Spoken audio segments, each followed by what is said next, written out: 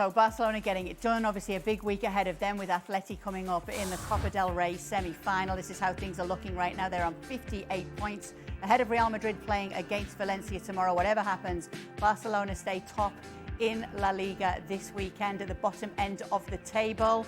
Mallorca still dangerously close to the drop zone, just 2 points above it as it stands right now, but finishing the round in 15th as it would stand right now. So let's get the reactions to what we saw today. Barcelona had a bit more of a laboured first half. Things came for them in the second though, Ale.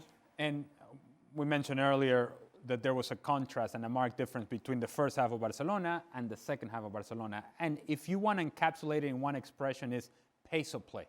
The speed of play of Barcelona in the second half, it was much quicker. And I mean, the movement was much quicker ahead of the ball. The movement of the ball itself was much quicker. The lines were higher of the field. The intensity defensively was also much higher from Barcelona. They were regaining possession of the ball in higher areas. And from there, you start looking for where the spaces are going to be. And if you want to look for spaces, look no further than Lamine Yamal. Quiet first half. And it becomes clear to see that it's a quiet first half because we expect so much out of Lamine Yamal. Second half, it was just, give me the ball, I'm going to break people down. It doesn't help that if you're Mallorca, you allow Lamine Yamal to do what he wants to do naturally, which is to go to his left foot. But he now has gained so much respect from opposing players, respect that now borders on fear.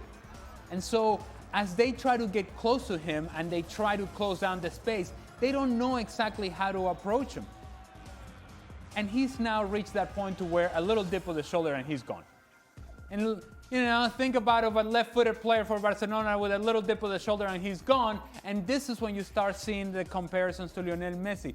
Because this healthy respect that now borders on fear that we're seeing from other players, it seems to be happening across the league. Lamine Yamal is hot right now. Speaking of respect, Hansi Flick's been talking about his star man right now and how he's listening to him in training. We're not hearing Hansi Flick now talk about egos in the squad, which we were saying before. Maybe he's putting this as a pointed message towards Lamine Yamal. At the moment, he's really happy with how he's training, how he's playing, and everything he's seeing. Yeah, and against Albacete, maybe unfairly so, but I highlighted the fact that in the second half, there were a lot of hands up in the air from Lamine Yamal, and I didn't like it. And I think, of course, I'm not inside the locker room. I don't know what the communications are, but I'm sure that Hansi Flick, if he were able to see what I saw, he probably would have gone to Lamine, you don't need to do all this. You play the game, and you do what makes you a special player, and he's doing it at a very high level right now. And to be fair to Lamine Yamal, not only is he a difference maker in terms of creating opportunities for others, what we have seen over the last few weeks is that now he's added consistency in scoring goals. Had a great goal today, could have scored a couple more, but he's always active, he's always dangerous, he's always a difference maker, and teams don't know how to defend him. Today, Mallorca had 2 or 3 players around him, and it didn't matter. He comes off the line, and that's another thing that separates him from other players that play in the wing areas. Think about Vinny, for example. Vinny stays on the left-hand side most of the time, and so it becomes easier to address because you use the help of the sideline, you use 2v1 situations, 3v1 situations, and force him to get rid of the ball. Whereas Lamine Yamal, he'll be on the line, he'll come off the line, he'll combine down the middle, he'll go underneath, he'll be here, he'll be there, he'll be everywhere, and it's difficult to pick up defensively, and that's why all of a sudden you find yourself top of the 18-yard box, Lamine Yamal by himself, Maffeo late to challenge, he takes a shot on. What a great goal. Now, on Thursday's ESPN FC, we were talking about some questionable decisions in LaLiga officiating. I want to go back to that penalty shout that we did see in the second half involving that man, Lamine Yamal. Yeah, I think it's 100% a penalty. The challenge from Mojica, he comes with his left foot across the ball, doesn't get anywhere near the ball, and catches Lamine Yamal high on the thigh of Lamine Yamal. Lamine Yamal is not looking for the contact. He's actually basically gone past Mojica. He's looking to go and take a shot on goal. Now, it is clear to me that Mojica steps across, and as he steps across, he now makes contact. Should have been a penalty called by the referee, who was right there and saw it very closely.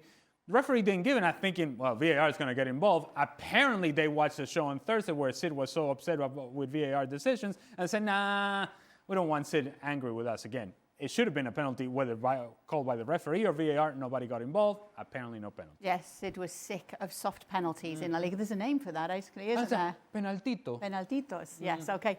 Another thing that we need to talk about is Robert Lewandowski, because his future right now is uncertain at Barcelona, but Hansi Flick has told him not to worry, not to think about the future as it stands right now, and we're seeing what he can still offer at this age, Ale. Yeah, and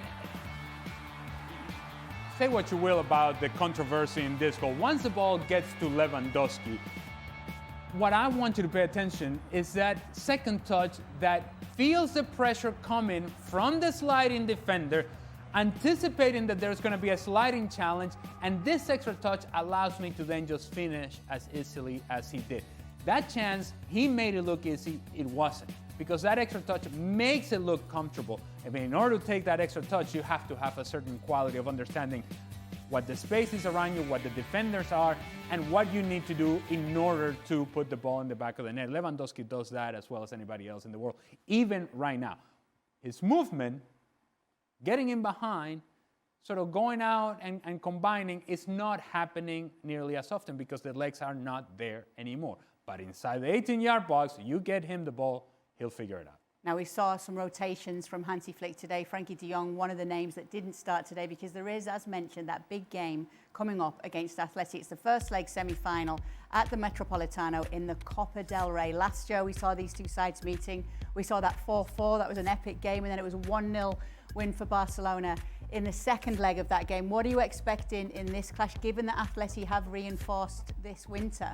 Yeah, so it is obvious that when you see the performance of Ademola Lookman against Betis, if you're an Atletico Madrid fan, you're, oh, hello. We got a little something special here. We got a change of pace. We got speed. You don't think of Sorloth running in behind or getting away from everybody. And Julian Alvarez usually plays sort of underneath roles. And so who is it that is going to exploit that space in behind that naturally Barcelona, when they set up defensively, they give you that space? Well, it has to be Lookman. And when you saw him run behind Real Betis' back line, you're thinking, we can do that against Barcelona. I imagine that I'm not the only one who's seeing this.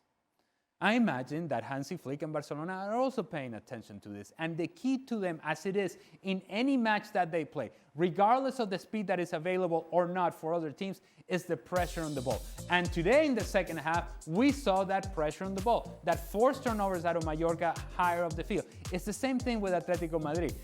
If Barcelona are able to press the ball in the middle third, if they're able to press it higher up the field in the final third and create turnovers, then it doesn't really matter what the speed of Lookman is because they can't quite exploit it. But it really depends on how Barcelona play defensively in the front third and the middle third. So let's talk about how that could look, because they're refusing to say that Rafinha's got an injury right now, although we know he's got a little something, and they're hoping that he's going to be ready. We know Pedri's going to be out. We know he's not ready to come back right now. We expect Ferran Torres to come back in to lead the line in this game. I would assume Ferran Torres comes back. Frankie de Jong, he was rested today, and the reason that Hansi Flick mentioned ahead of the game was he's not quite 100%. And we'll see how the game goes. We'll see how the game goes means that if we're in trouble, we can use him, but we'd rather save him. And why are we saving him? We're saving him because, of course, they're going to play him against Atletico Madrid. I thought today in the first half, part of the issue was that you couldn't quite figure out what the role of Fermín López and Dani Olmo was. Neither one of them was really playing alongside Marc Casado. That's exactly what Frankie de Jong fits in, that he's going to play alongside whoever that other holding midfielder is going to be, whether it's Casado, Marvenal. I imagine that would be Casado. And then from there, they're able to make a decision as to who we play higher of the field, whether it's Dani Olmo or Fermín López.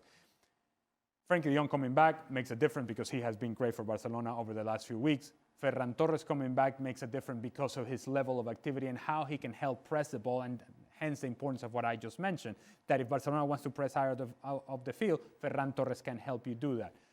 I imagine that they're being a little coy with this Rafinha situation, but I imagine that Rafinha will at least be on the bench for the game against Atletico Madrid, and this is over 180 minutes. This is where I think Barcelona has an advantage, because in a one-off, Atletico Madrid, I think, can beat Barcelona. Over 180 minutes, it's a different challenge altogether. Yes, absolutely. We cannot wait for it. We cannot wait to bring you it. We cannot wait to see it. That is the Copa del Rey semi-finals coming up on ESPN+. We have a Basque derby in Athletic Club against Real Sociedad on Wednesday. That's the first of them. And then, as mentioned, Atleti against Barcelona, first leg at the Metropolitano.